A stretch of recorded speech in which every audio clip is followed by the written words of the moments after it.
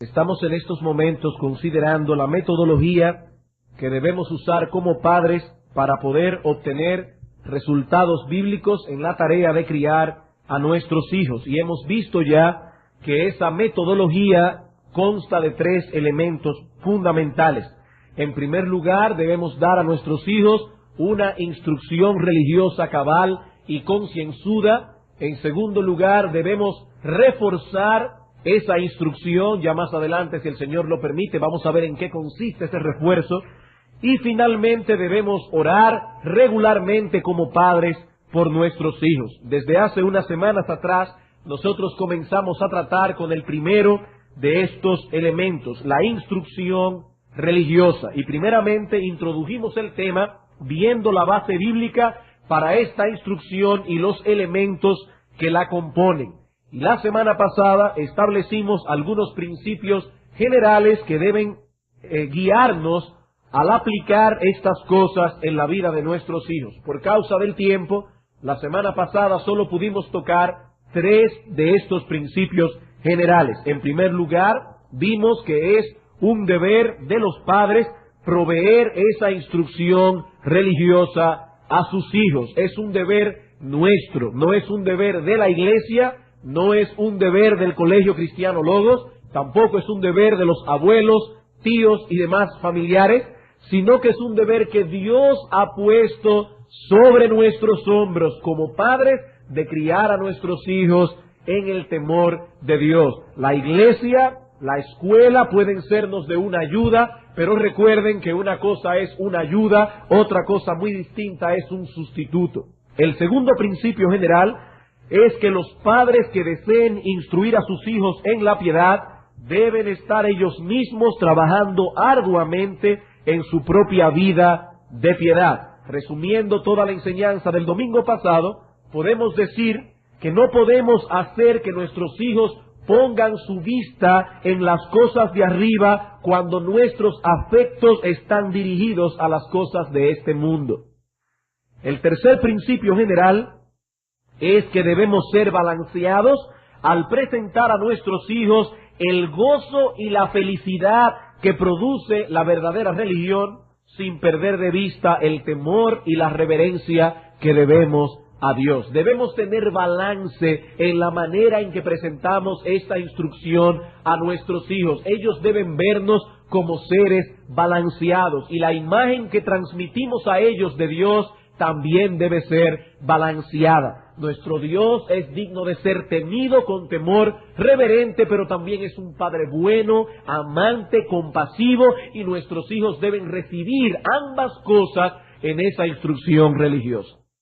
En la tarde de hoy, nosotros continuaremos examinando otros principios generales que los padres debemos tomar en consideración a la hora de impartir a nuestros hijos esa instrucción religiosa cabal y concienzuda de la que hemos estado hablando. Ya hemos visto 3.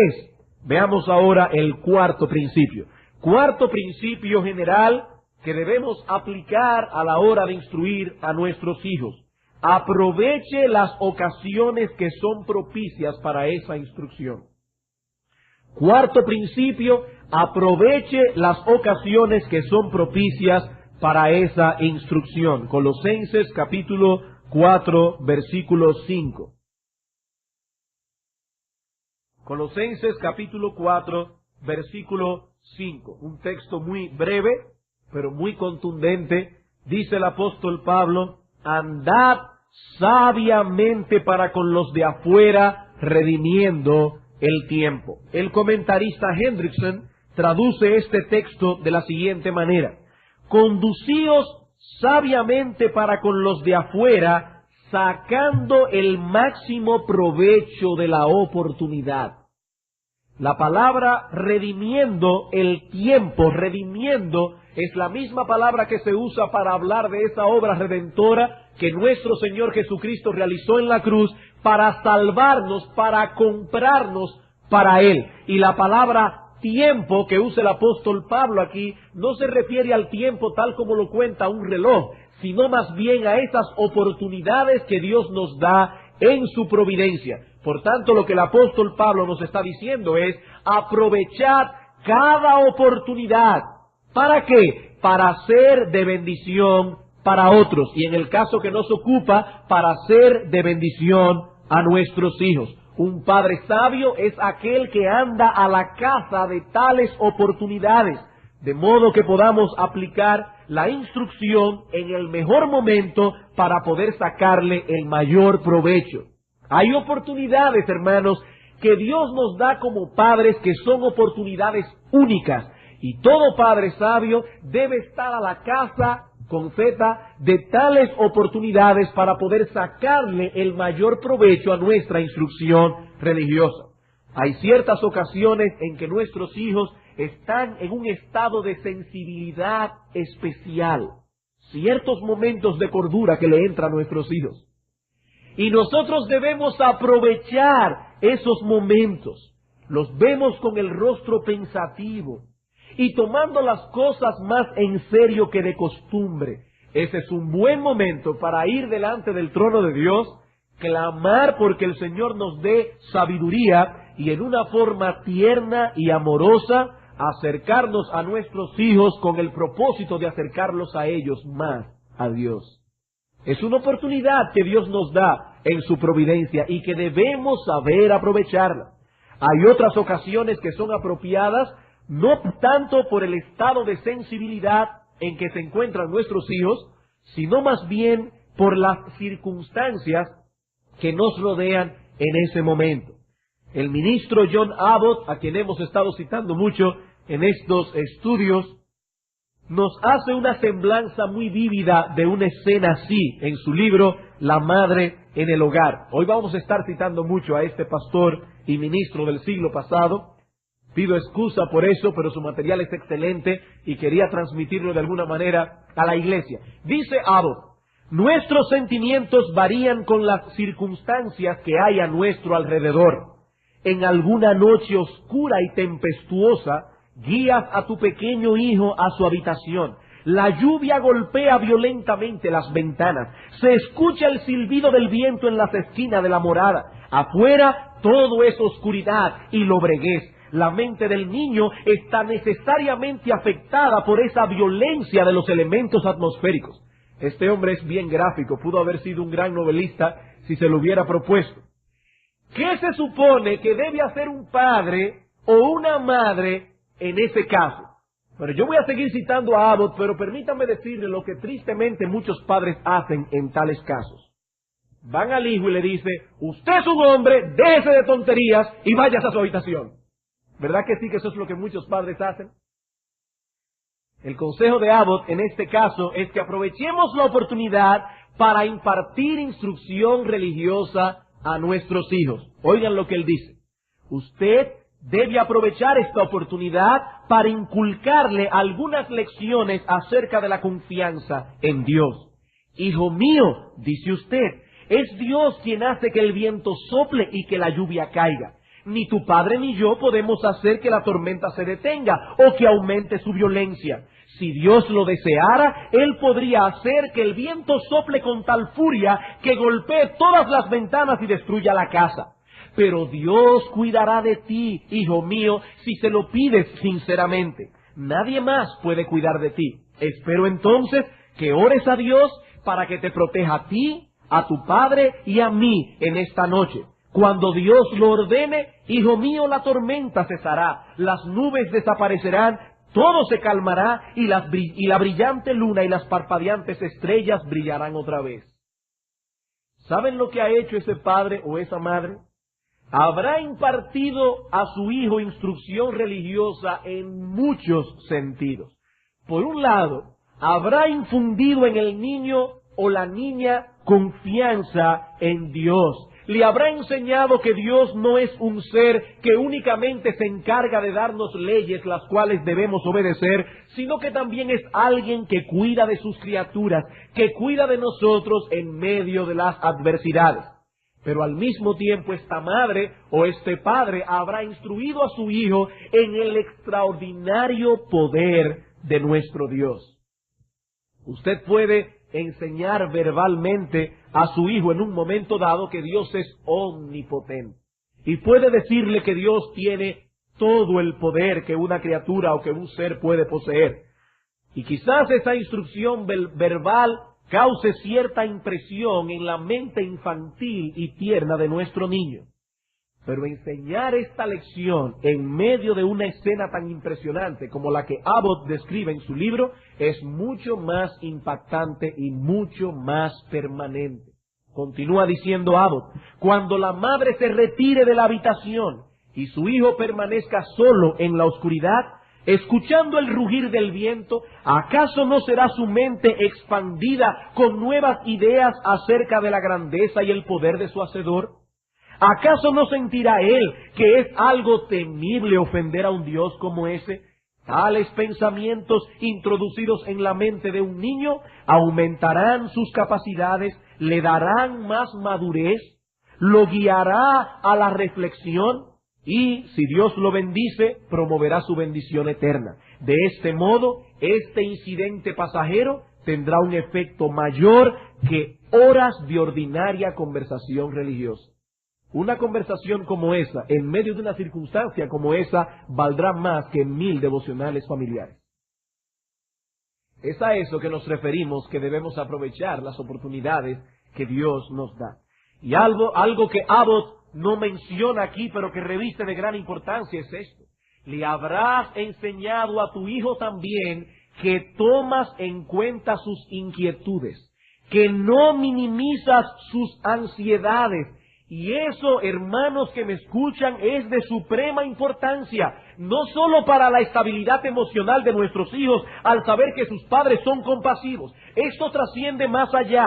Querrámoslo o no, nuestro trato para con nuestros hijos los influirá en cuanto a la imagen que ellos se forjarán acerca de quién es Dios. Nuestro trato para con nuestros hijos influirá en la manera en que nuestros hijos conciben a Dios. Y nuestro Dios es misericordioso y compasivo. Es un Dios que se compadece de nuestras debilidades y temores. ¿Qué dice el salmista en el Salmo 103, versículos 13 y 14? Como el Padre se compadece de los hijos, se compadece Jehová de los que le temen, porque Él conoce nuestra condición, Él se acuerda de que somos polvo. Hermanos, ¿saben cuántos creyentes tienen que luchar por entender la misericordia y el perdón de Dios en sus vidas? Y todo eso producto de padres intolerantes que no supieron transmitir esos conceptos en su debido momento. Y hoy día se les hace difícil entender que Dios es bueno y perdonador. Hermanos, no repitamos con nuestros hijos el error que muchos de nuestros padres cometieron con nosotros, porque ellos no tenían la luz de la palabra que nosotros sí tenemos. Debemos hacer entender a nuestros hijos, aún a través de nuestra conducta para con ellos, que Dios es bueno, que Dios es compasivo, que Dios es amor, que Dios es toda bondad, que Dios es misericordioso, que ciertamente Él es digno de ser temido, pero que Dios perdona el pecado cuando vamos a Él en arrepentimiento y fe. Así que aprovechemos estas oportunidades que Dios nos brinda providencialmente para instruir a nuestros hijos. Cuando ellos estén enfermos, no solo debemos proveerles la medicina que puede sanar sus cuerpos, sino que también debemos proveerles la instrucción que podría mañana salvar sus almas del infierno. Ambas cosas deben ser provistas a nuestros hijos. Y cuando sanen, enséñeles a ser agradecidos, estimúlelos a dar gracias a Dios por haber dado sabiduría a los médicos y por haber energizado los medicamentos, por haber obrado a través de las medicinas que usted le compró en la farmacia. Es a ese tipo de instrucción religiosa que se refiere el Espíritu Santo en Deuteronomio capítulo 6, versículos 7 y 8 que hemos citado varias veces. Estas palabras que yo te mando hoy estarán sobre tu corazón y las repetirás a tus hijos, no solamente durante el devocional familiar, sino en todas esas oportunidades que Dios te da. Hablarás de ellas estando en tu casa, andando por el camino, al acostarte, cuando te levantes. Pero hay algo implicado en todo esto que no debemos pasar por alto. Para poder aplicar una instrucción religiosa como la que estamos describiendo en estos textos, necesariamente uno de los padres tiene que estar ahí. Para poder hacer todo esto de lo que estamos hablando, necesariamente uno de los padres tiene que estar ahí. Una de las grandes tragedias de la sociedad moderna es precisamente esta. Los hijos están creciendo fuera de la influencia paterna. Los hijos están creciendo solos. Desde que tienen 2 o 3 años y a veces antes, lo envían a un maternal para salir de ellos. El padre y la madre se van a trabajar, los niños llegan de la escuela, algunos comen con sus padres, otros ni siquiera tienen esa dicha, y luego se quedan solos hasta las 5:30, 6 de la tarde, cuando llegan los padres de trabajar, ambos tan cansados que no tienen ya la frescura necesaria para dar a sus hijos lo mejor de su tiempo. Alguien dirá, hermano, pero es que estamos viviendo en una época distinta. Ya las mujeres se han liberado. Ahora se les permite realizarse como mujer. Hermanos y hermanas, eso es un engaño, eso es una falsedad. Los hombres se realizan como hombres cuando cumplen el propósito para el cual Dios los creó. Y lo mismo podemos decir de la mujer. El hogar es una empresa que requiere de supervisión y de mucho talento para que funcione adecuadamente. Así que es un engaño y es una falsedad decir que las mujeres solo se realizarán saliendo a trabajar fuera del hogar. Detengámonos por un momento, detengámonos por un instante a pensar y veremos lo absurdo que es todo esto. Es absurdo. ¿Quién está a la larga moldeando el carácter de los niños hoy? Decimos con nuestros labios que ellos son lo más importante. Justificamos incluso el salir a trabajar supuestamente para que a ellos no les falte nada. Esa es nuestra justificación. Excepto que estamos haciendo todo eso a costa de dejar a nuestros hijos huérfanos. Y no solamente se puede hacer eso saliendo a trabajar. Usted puede estar en la casa y sus hijos son huérfanos como quieran que usted esté ahí, porque está ocupada haciendo un montón de cosas que no es cuidar a sus hijos. Hermanos, aquí no estamos hablando de que la mujer se quede en la casa, sino que se quede en la casa haciendo lo que tiene que hacer. Porque una mujer puede estar en la casa y no hacer lo que tiene que hacer. Estaba leyendo unas semanas atrás acerca de Jean-Jacques Rousseau. Tuvo 5 hijos y a los 5 los puso en un orfelinato tan pronto nacieron. Un hombre que supuestamente escribió el contrato social y que supuestamente amaba mucho a la humanidad. Él decía de sí mismo que él no conocía a otro hombre que tuviera más capacidad de amar que él mismo. Esos son los hombres que han influenciado el pensamiento moderno, aún a gente que ni siquiera sabe quién fue Rousseau. Esos son los guruses de nuestra generación. Cuando nosotros hablamos a las personas y decimos que un hombre como ese puso a sus 5 hijos en un orfelinato, ¿saben cómo reacciona el hombre, aún el hombre moderno? Cuando escucha algo como esto, generalmente se horrorizan. Se horrorizan. ¿Pero acaso no hay mucho de orfandad en el sistema de vida actual?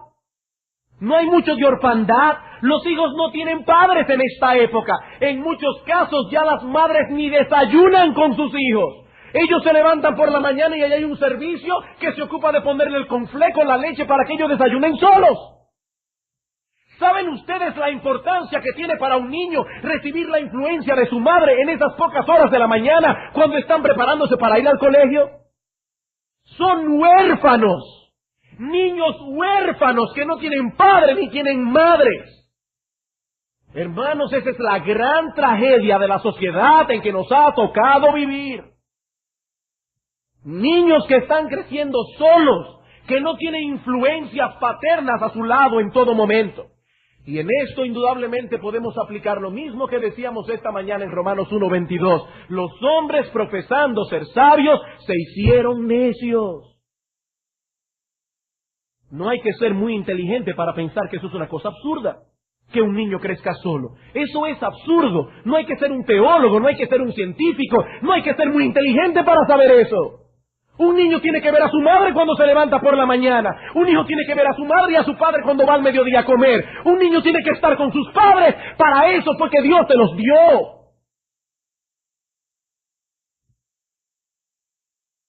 El sistema esclavista en que nosotros vivimos, porque es un sistema esclavista en muchos sentidos,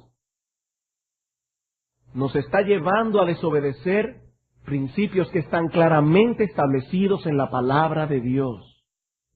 En ningún lugar de la Escritura Dios ha dicho que una mujer puede tener un montón de criadas para evadir su responsabilidad en el hogar.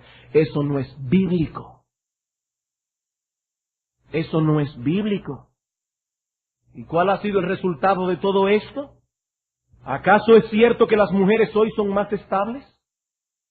¿Acaso es cierto que las mujeres hoy son más realizadas?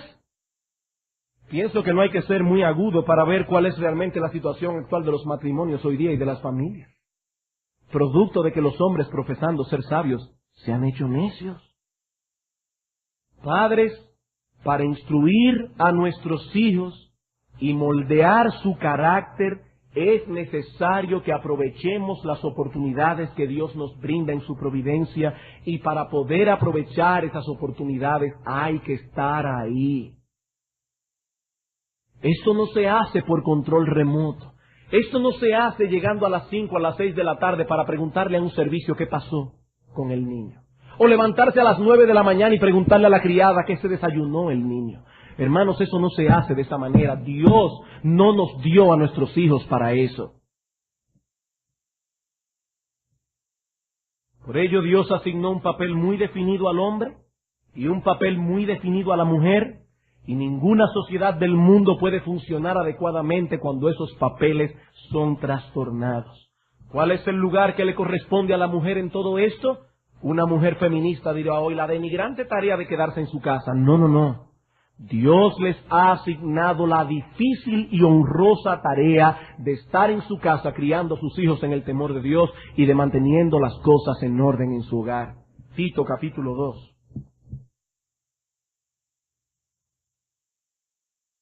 Tito capítulo 2, versículos 3 al 5. ¿Cuál es el papel que Dios le ha asignado a la mujer?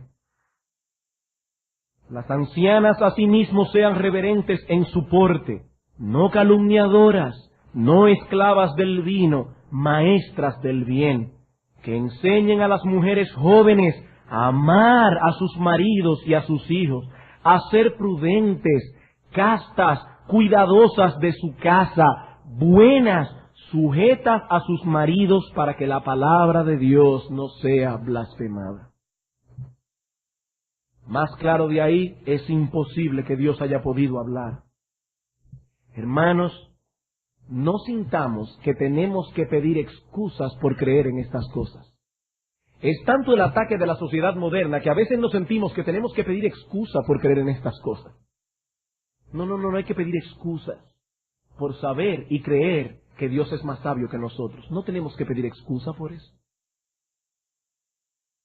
Los padres que tomaron en serio estas cosas y criaron a sus hijos sabiamente, podrán ahora disfrutar y alegrarse en su labor. Los que se encargaron de criar hijos necios verán avergonzados que lo hicieron para su propia maldición. Hermanos, el tiempo hablará. Dejen que ellos sigan hablando.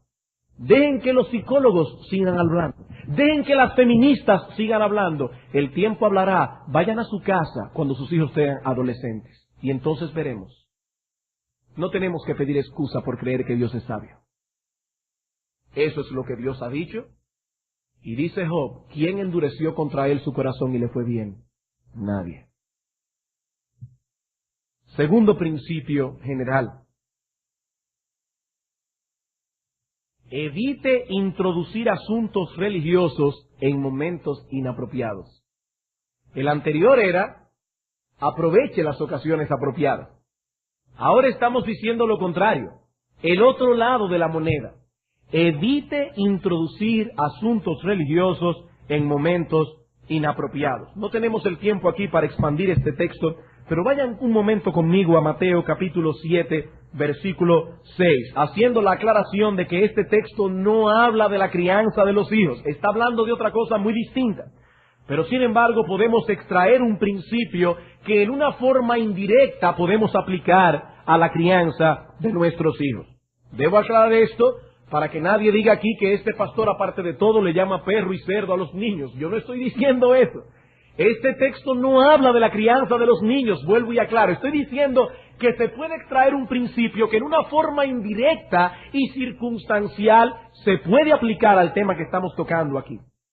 Dice el Señor aquí: no deis lo santo a los perros, ni echéis vuestras perlas delante de los cerdos, no sea que la pisoteen y se vuelvan y os despedacen. ¿De qué está hablando el Señor Jesucristo aquí? Bueno, no tenemos el tiempo para expandir este texto en todo lo que necesita, pero el Señor ha estado advirtiendo aquí a sus discípulos contra el hipercriticismo. Esa es básicamente la idea de los versículos 1 al 5. Cuidado con el hipercriticismo. Pero ahora el Señor va a proveer el balance necesario. Una cosa es que nos cuidemos de ser hipercríticos y otra muy distinta es que carezcamos de discernimiento. Son dos cosas diferentes.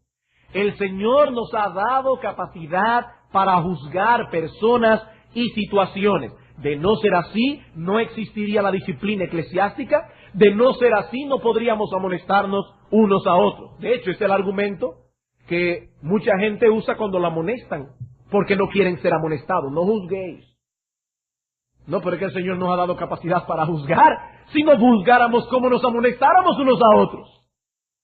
Hay personas a las que en ciertas circunstancias, es lo que el Señor está diciendo allí, en ciertas circunstancias lo mejor que podemos hacer es no predicarles la palabra. Vamos a suponer que usted se encuentra con un grupo de hombres bebiendo tragos. ¿Ese es el momento más apropiado para que usted vaya a predicarle la palabra de Dios? No, no es el momento más apropiado.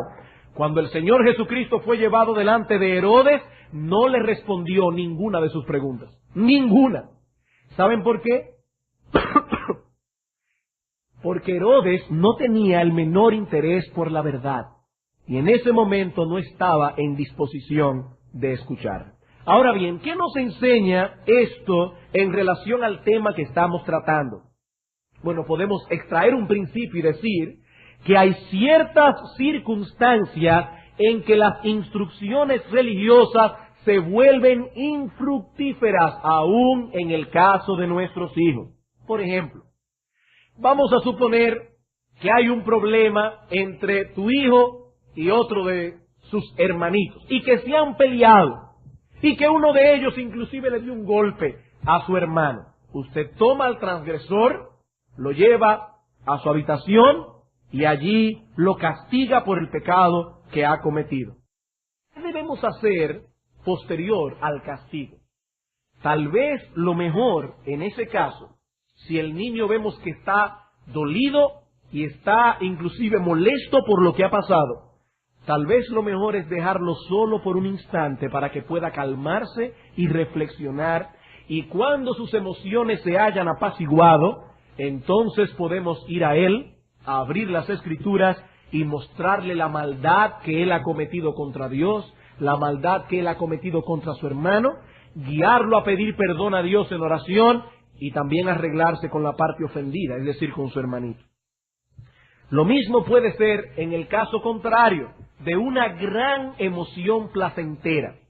Por ejemplo, supongamos que a nuestro hijo un tío rico le ha regalado una pista de carros, o su abuelo, o quien usted mismo se la regaló, una pista de carritos, y su niño está sumamente entretenido.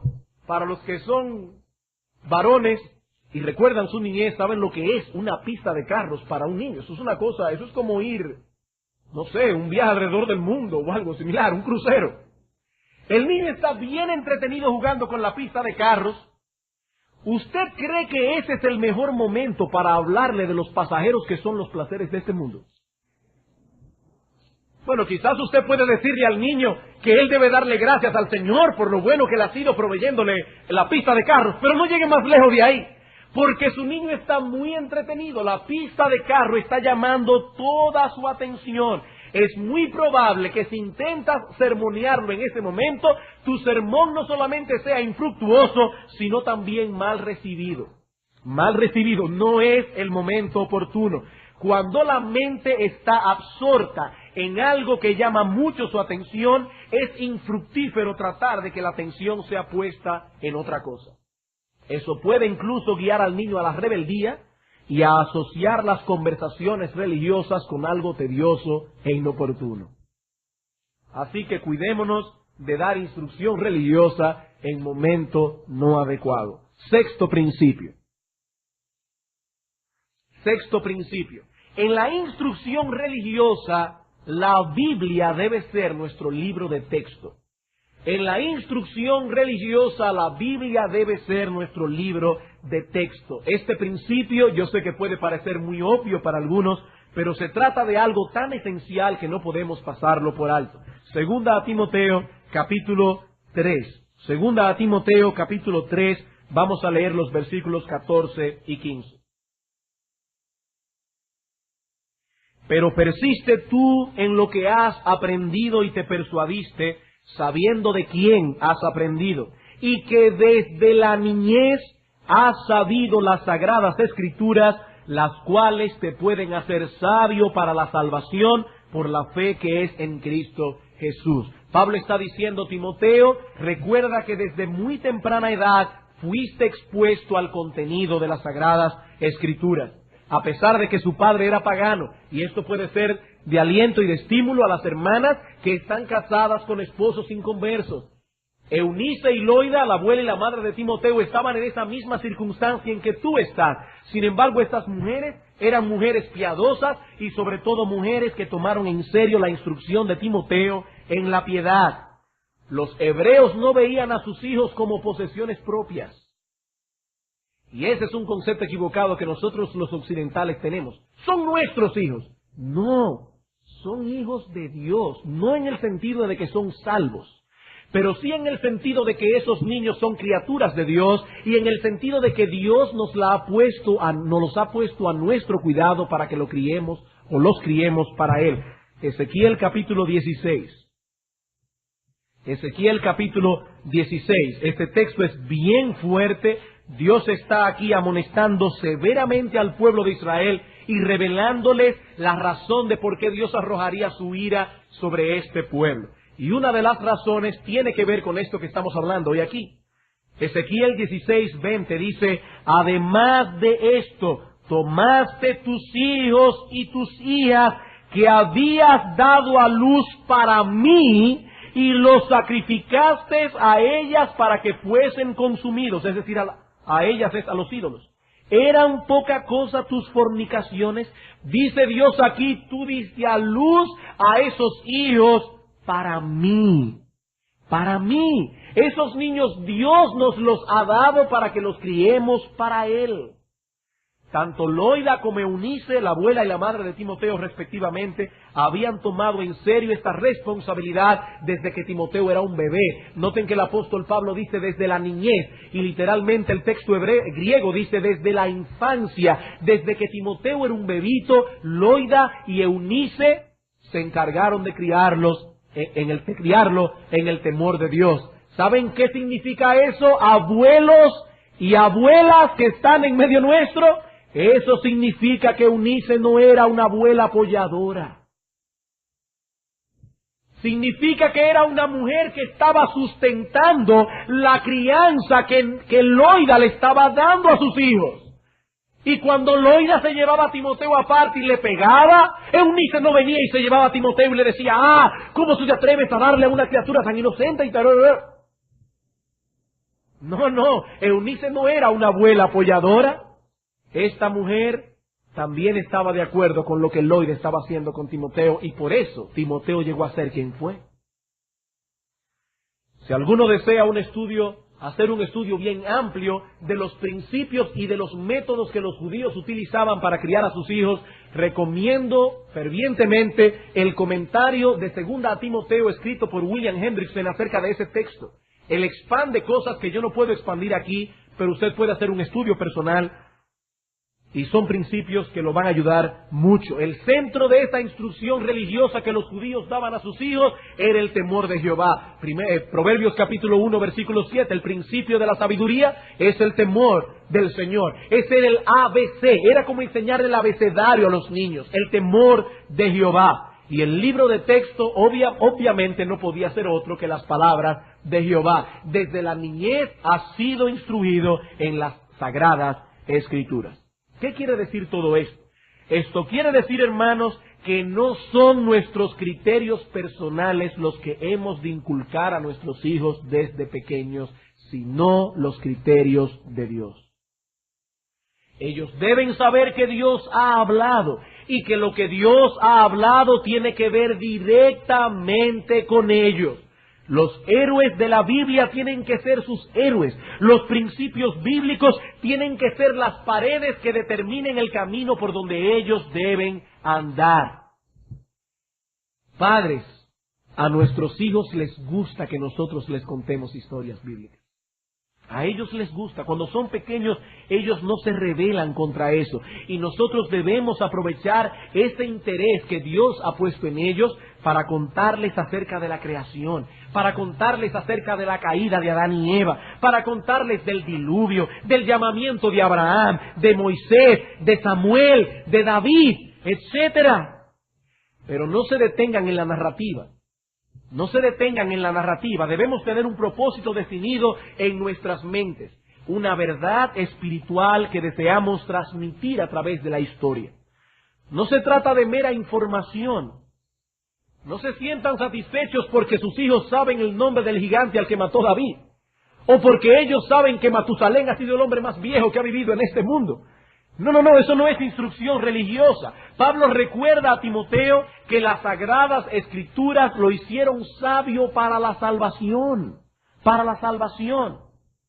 Que precisamente por el hecho de que eran palabras inspiradas por Dios, eran palabras útiles para enseñarlo, para corregirlos, para redarguirlo, para instruirlo en justicia. Si nos quedamos en la historia, meramente en la historia bíblica, sin extraer de ella ninguna verdad espiritual, probablemente estaremos fortaleciendo la memoria de nuestro hijo, pero no estaremos desarrollando su piedad. ¿Cómo podemos entonces aplicar las historias bíblicas de manera que puedan ser pertinentes y eficaces en la vida de nuestros hijos?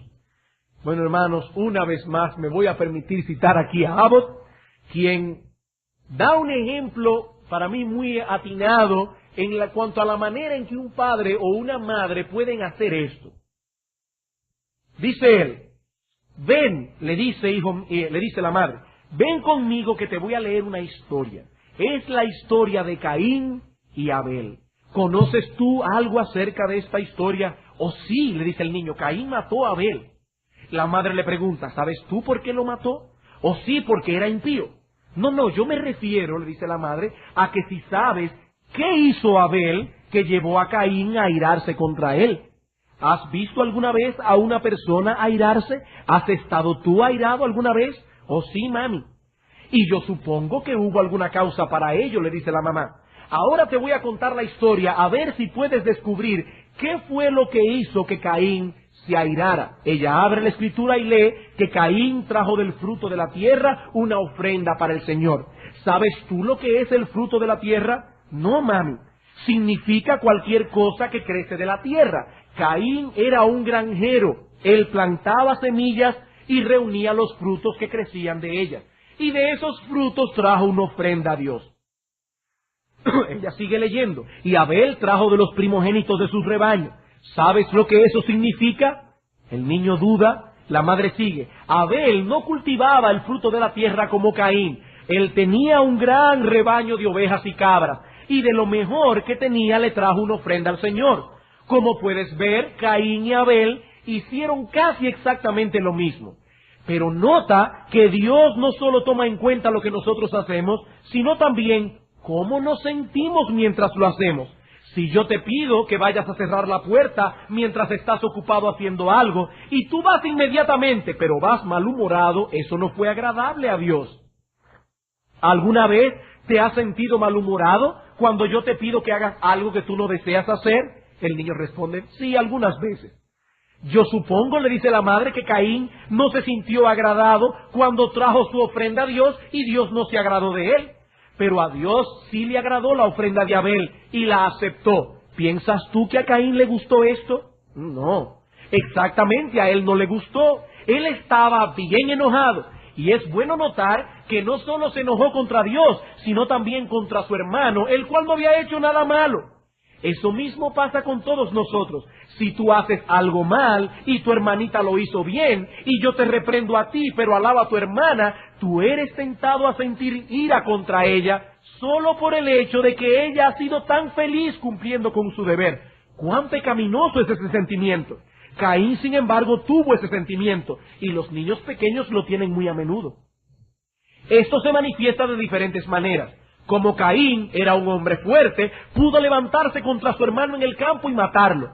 Pero los niños pequeños, como son débiles y son chiquitos, solo pueden golpearse unos a otros o hablarse ásperamente. Ahora bien, Dios se desagrada con nosotros cuando tenemos esos sentimientos, ya sea que los mostremos a través de palabras ásperas o por medio de la violencia. Hay un versículo particular de la Biblia que nos muestra esto. ¿Te gustaría que lo buscara? ¿Oh sí, mami? Aquí está, Mateo 5:22, donde nuestro Señor dice que si alguno se enoja contra su hermano, ustedes conocen el texto. ¿Notan ustedes qué es lo que el autor está tratando de mostrar aquí? Eso es instrucción religiosa, llevada directamente a la conciencia del niño. No es una simple historia bíblica que esta madre está contando aquí. Esta madre está afectando la conciencia de su niño. Yo sé que ha sido una cita un poco larga, pero la traigo a colación porque pienso que puede ser muy instructiva para los padres, sobre todo para algunos que son más nuevos en la fe. Ese es el tipo de instrucción que debemos dar a nuestros hijos. Pero no solo a través de historias bíblicas. Debemos acostumbrar a usar los principios bíblicos en todas las cosas, de modo que podamos mostrar a nuestros hijos que ellos perciban claramente el lugar que ocupa las Escrituras en nuestras vidas, cuando tomamos decisiones, cuando decidimos hacer esto en vez de aquellos, o aún cuando los corregimos, cuando los vamos a disciplinar. Padres, ¿por qué disciplinamos a nuestros hijos? Ellos deben percibir que no los estamos disciplinando porque nos desagradó lo que ellos hicieron. No los estamos disciplinando porque nos molestó lo que ellos hicieron. Los estamos corrigiendo porque ellos han cometido una falta que la Escritura señala como tal. Por ejemplo, y este ejemplo lo hemos puesto en otras ocasiones, usted le prohíbe a su hijo que juegue con una pelota dentro de la casa. El niño desobedece la instrucción, se pone a jugar con una pelota dentro de la casa y rompe un jarrón carísimo que le regalaron a usted de boda, que le trajeron de no sé dónde, un jarrón caro, que aquí usted no lo va a conseguir. ¿Por qué usted va a castigar a su hijo? ¿Por lo caro que era el jarrón o por la desobediencia que el niño cometió? Si usted va al niño y le dice, pero ¿cómo tú pudiste haber roto eso? Tú sabes lo que costó ese jarrón. ¿Cuál es la señal que usted le está enviando a su hijo? Usted no lo está castigando porque el jarrón costó tanto. Usted lo está castigando porque él violó un principio bíblico. Usted le había dado una orden. Así que usted tiene que respirar profundo, olvidarse del precio que el jarrón costó y tomar a su hijo y decirle, hijo mío, has desobedecido mi voz. Y por eso debo castigarse. Por lo tanto, es muy útil que cuando usted vaya a corregir a su hijo, se haga al menos estas 3 preguntas. Primero, ¿qué mandamiento violó él? Para que usted esté seguro de que no lo está corrigiendo por una cosa arbitraria. Porque a usted se le ocurre que eso está mal hecho. No, hermanos, es que a Dios se le ocurre que eso está mal hecho. Nosotros solamente debemos castigar a nuestros hijos si la palabra de Dios nos dice claramente que eso merece castigo. No son nuestros criterios personales, es Dios. Los criterios de Dios. ¿Qué mandamiento violó él? Otra pregunta que podemos hacernos es, ¿qué principio bíblico yo puedo aplicar en este caso? Y otra pregunta es, ¿hay alguna historia bíblica que pueda reforzar ese principio bíblico? Y eso nos ayudará a traer la mente de nuestros hijos a la palabra de Dios. A la palabra de Dios. Es a eso que el apóstol Pablo llama en Efesios 6, amonestarlos en la disciplina y amonestación del Señor. No en nuestra disciplina, no en nuestra amonestación, es la disciplina y amonestación del Señor. Cada vez que castigamos a nuestros hijos tenemos que estar completamente seguros que tenemos un principio bíblico que avale tal disciplina. para estar seguros de que nuestra casa se está rigiendo por los principios de Dios. Noten cómo Pablo lo hace en Efesios capítulo 6, versículos 1 al 3. Dice: hijos, obedeced en todo a vuestros padres, porque eso es justo. Honra a tu padre y a tu madre, que es el primer mandamiento con promesa. El apóstol Pablo no dice allí: hijos, obedeced en todo a vuestros padres, porque ustedes saben las malas noches que ellos pasan por criarnos. Eso no es lo que dice el apóstol Pablo allí. Eso no es un argumento bíblico. Hijos, obedeced a vuestros padres, porque yo se los mando. No, hijos, obedeced a vuestros padres porque Dios lo manda en su divina ley. Honra a tu padre y a tu madre, que es el primer mandamiento con promesa. Eso es disciplina y amonestación del Señor. Por otro lado, debo hacer aquí una aclaración para que no nos vayamos ahora a otro extremo. Cuando hablamos de poner paredes bíblicas en nuestra casa y de traer constantemente los principios bíblicos, no estamos diciendo que cada vez que vamos a hablar con nuestros hijos tenemos que abrir la Biblia y decirle: vas a montar bicicleta, siéntate un momento ahí, un sermón de media hora. No, hermanos, no es de eso que estamos hablando. No podemos convertirnos en padres sermoneadores. Noten que Deuteronomio capítulo 6, versículo 4 al 5 dice: estas palabras que yo te mando hoy estarán sobre tu corazón. Es decir, los principios bíblicos han moldeado el carácter de ese padre, de tal manera que sin tener que abrir la escritura constantemente, la guianza y la dirección que ese padre da es bíblica. Esa es la idea. Esa es la idea. Bien, hermanos, no tenemos más tiempo para continuar y providencialmente tendremos que esperar unos domingos para retomar esta serie, por lo que ustedes oyeron al principio que se avisó aquí.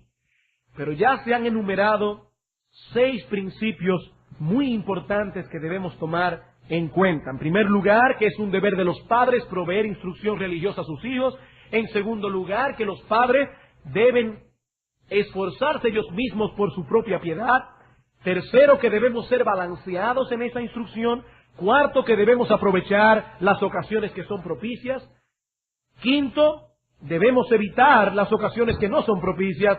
Y sexto, la Biblia debe ser nuestro libro de texto. Aún faltan algunos principios, pero aquí ya hay bastante para comenzar. Si no somos fieles en lo poco, tampoco podremos serlo en lo mucho. Así que lo más que podemos hacer después de haber dicho todo esto es que el Señor nos ayude a ser fieles en estas cosas y recordando una vez más que se trata del alma de nuestros hijos y de sus destinos eternos. Y que esto sea algo que nos impulse a poder aplicar estas cosas con diligencia. Vamos a orar.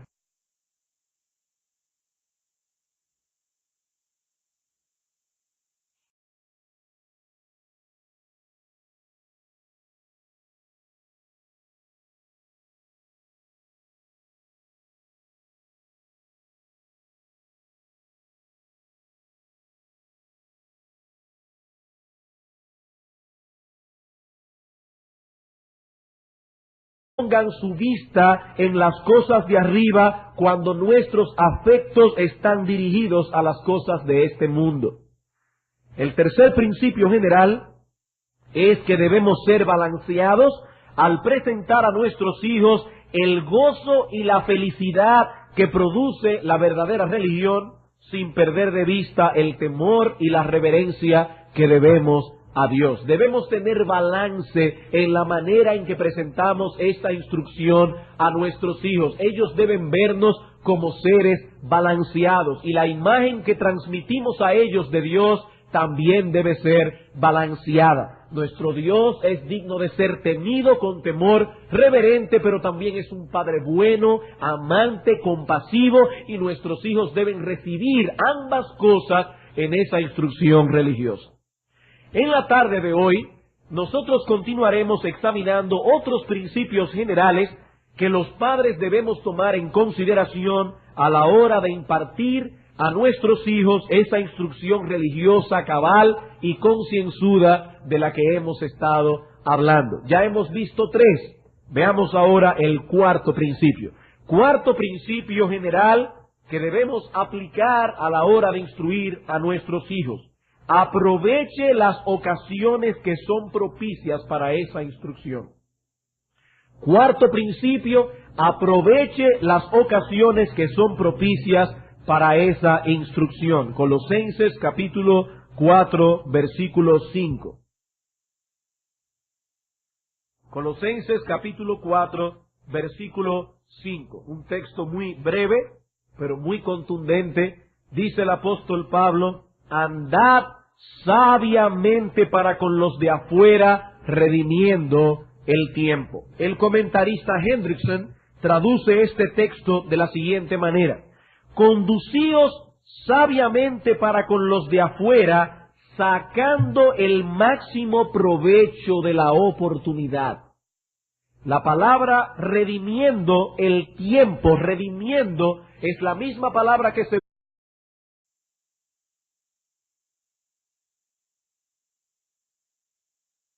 Estamos en estos momentos considerando la metodología que debemos usar como padres para poder obtener resultados bíblicos en la tarea de criar a nuestros hijos. Y hemos visto ya que esa metodología consta de 3 elementos fundamentales.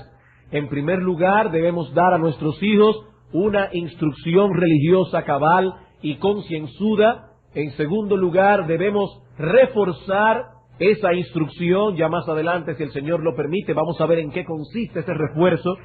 Y finalmente debemos orar regularmente como padres por nuestros hijos. Desde hace unas semanas atrás, nosotros comenzamos a tratar con el primero de estos elementos, la instrucción religiosa. Y primeramente introdujimos el tema viendo la base bíblica para esta instrucción y los elementos que la componen. Y la semana pasada establecimos algunos principios generales que deben guiarnos al aplicar estas cosas en la vida de nuestros hijos. Por causa del tiempo, la semana pasada solo pudimos tocar 3 de estos principios generales. En primer lugar, vimos que es un deber de los padres proveer esa instrucción religiosa a sus hijos. Es un deber nuestro, no es un deber de la iglesia, no es un deber del Colegio Cristiano Logos, tampoco es un deber de los abuelos, tíos y demás familiares, sino que es un deber que Dios ha puesto sobre nuestros hombros como padres de criar a nuestros hijos en el temor de Dios. La iglesia, la escuela pueden sernos de una ayuda, pero recuerden que una cosa es una ayuda, otra cosa muy distinta es un sustituto. El segundo principio general es que los padres que deseen instruir a sus hijos en la piedad deben estar ellos mismos trabajando arduamente en su propia vida de piedad. Resumiendo toda la enseñanza del domingo pasado, podemos decir que no podemos hacer que nuestros hijos usa para hablar de esa obra redentora que nuestro Señor Jesucristo realizó en la cruz para salvarnos, para comprarnos para Él. Y la palabra tiempo que usa el apóstol Pablo aquí no se refiere al tiempo tal como lo cuenta un reloj, sino más bien a esas oportunidades que Dios nos da en su providencia. Por tanto, lo que el apóstol Pablo nos está diciendo es: aprovechad cada oportunidad. ¿Para qué? Para ser de bendición para otros. Y en el caso que nos ocupa, para ser de bendición a nuestros hijos. Un padre sabio es aquel que anda a la caza de tales oportunidades, de modo que podamos aplicar la instrucción en el mejor momento para poder sacarle el mayor provecho. Hay oportunidades, hermanos, que Dios nos da como padres que son oportunidades únicas. Y todo padre sabio debe estar a la caza, con Z, de tales oportunidades para poder sacarle el mayor provecho a nuestra instrucción religiosa.